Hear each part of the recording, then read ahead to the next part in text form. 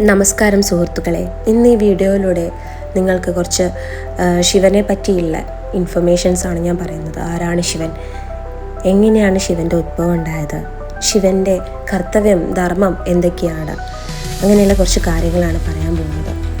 ശൈവ പാരമ്പര്യത്തിൽ പ്രപഞ്ചത്തെ സൃഷ്ടിക്കുകയും സംരക്ഷിക്കുകയും പരിവർത്തനം ചെയ്യുകയും ചെയ്യുന്ന പരമാത്മാവാണ് ശിവൻ. ശിവന് നിരവധി ഭാവങ്ങളുണ്ട്. ദയാലുവും ഭയാനകവുമായ ഭാവങ്ങൾ. അതിൽ ദയാലുവായ ഭാവങ്ങളിൽ ഒന്നാണ് നമ്മുടെ മുന്നിൽ സന്യാസ ജീവിതം നയിക്കുന്ന സർവജ്ഞനായ ഒരു യോഗിയായി അദ്ദേഹത്തെ ചിത്രീകരിക്കുന്നത്.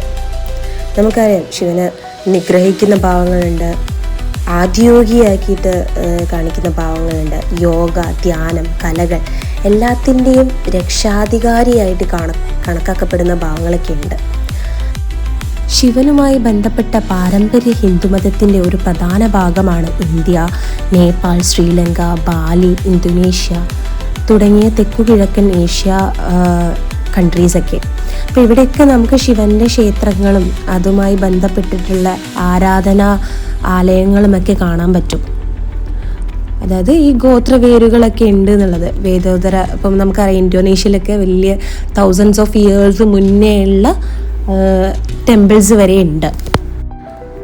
ഈ പണ്ട് കാലത്തെ ഈ പ്രാകൃത ഗോത്രങ്ങൾക്ക് തന്നെ അതിൻ്റെ ഇടയിൽ അവർ എഴുതി വെച്ചിരിക്കുന്ന ചിഹ്നങ്ങളിലൊക്കെ നമുക്ക് ശിവൻ്റെ ഉത്ഭവങ്ങളൊക്കെ കാണാൻ പറ്റും. പണ്ട് തൊട്ടേ ശിവനെ ആരാധിച്ചിരുന്നു എന്നുള്ളതിൻ്റെ തെളിവുകൾ നമുക്ക് കാണാൻ പറ്റും. ഈ സിന്ധു നദീ തടവും അതിനെ പറ്റിയിട്ടുള്ള കുറേ കാര്യങ്ങളും പിന്നെ ഈ മൊഹൻജദാരോ ഇതിലൊക്കെ എടുത്തു നോക്കുമ്പം കുറേ ശിവൻ്റെ രൂപത്തിൽ വരുന്ന കുറേ കാര്യങ്ങൾ പറയുന്നുണ്ട്.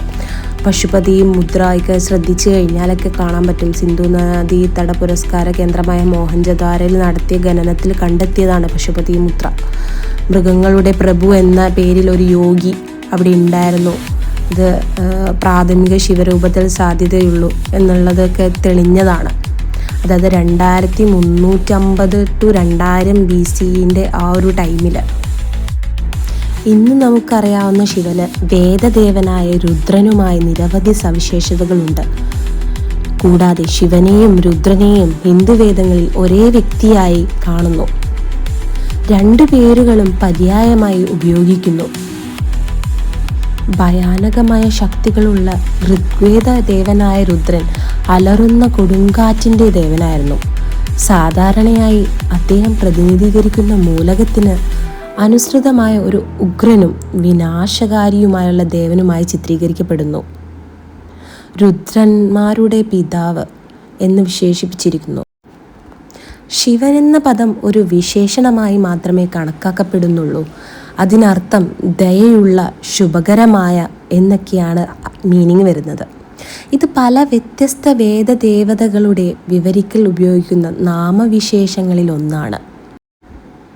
രുദ്രനും ശിവനും ഒന്നാണെന്ന് പറയുന്നതിന് കുറേ നമുക്ക് കുറേ ഒരുമിച്ചുള്ള കുറേ കാര്യങ്ങൾ, സെയിം ആയിട്ടുള്ള കുറേ കാര്യങ്ങൾ കാണാൻ പറ്റും. രുദ്രൻ്റെയോ മറ്റ് ദേവതകളുടെയോ വാഹനമായി കാളയോ മൃഗത്തെയോ വേദഗ്രന്ഥങ്ങളിൽ പരാമർശിക്കുന്നില്ല. എന്നിരുന്നാലും മഹാഭാരതം, പുരാണങ്ങൾ തുടങ്ങിയ വേദാനന്തര ഗ്രന്ഥങ്ങൾ നന്ദി കാളയെ, പ്രത്യേകിച്ച് ഇന്ത്യൻ സെബുവിനെ രുദ്രൻ്റെയും ശിവൻ്റെയും വാഹനമായി പ്രസ്താവിക്കുന്നുണ്ട്. അതുവഴി നമുക്ക് പറയാൻ പറ്റും രുദ്രനും മഹാദേവനും തമ്മിൽ എന്തോ ബന്ധമുണ്ടെന്നുള്ളത്. ഒരുപോലെയാണ്. ഹിന്ദുമതത്തിൽ 4 പ്രധാന വിഭാഗങ്ങളിലൊന്നാണ് ശൈവമതം. മറ്റുള്ളവ വൈഷ്ണവം, പിന്നെ ശക്തിമതം, സ്മാർത്ത പാരമ്പര്യം എന്നിവയൊക്കെയാണ്. അതിൽ ശൈവമതം എന്ന് വിളിക്കപ്പെടുന്ന ശൈവമതത്തിൻ്റെ അനുയായിയായിട്ടാണ് ശിവനെ പരമാത്മാവായി ആരാധിക്കുകയാണ് ചെയ്യുന്നത്. ശിവൻ എല്ലാറ്റിലും ഉള്ളവനാണെന്നും എല്ലാറ്റിൻ്റെയും സൃഷ്ടാവാണെന്നും സംരക്ഷകനാണെന്നും സംഹാരകനാണെന്നും വെളിപ്പെടുത്തുന്നുണ്ട്. മഹാദേവനെ മഹാനായ യോഗിയായി കണക്കാക്കുന്നു. അവൻ തന്നിൽ തന്നെ പൂർണ്ണമായും ലയിച്ചിരിക്കുന്നു. അദ്ദേഹം യോഗികളുടെ നാഥനും യോഗ പഠിപ്പിക്കുന്നവനുമാണ്.